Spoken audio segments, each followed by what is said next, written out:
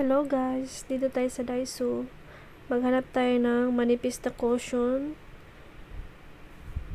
para sa upuan sa sasakyan. Ayan. Yung manipis lang ba. Pagkatapos namin doon, dito tayo sa groceryhan. Ayan. Bayad na tayo. Ayan yung napamili natin.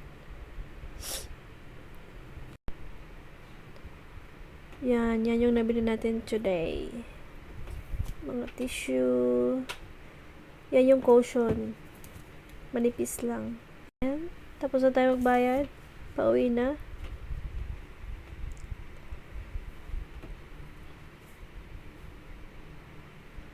Nakabili din ako ng pinya.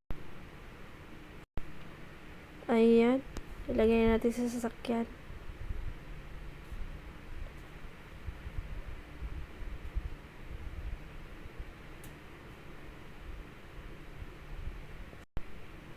Yan na yung lahat na ilagay na natin. Thank you for watching guys.